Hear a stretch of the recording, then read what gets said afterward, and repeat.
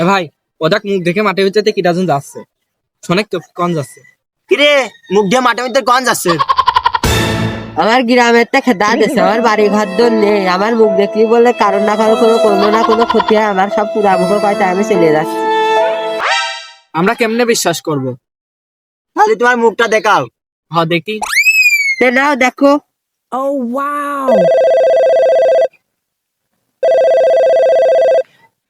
কি হয়েছে? আমার গার্লফ্রেন্ড অ্যাক্সিডেন্ট করেছে। যা শালা যা, হেনতে তাড়াতাড়ি যা।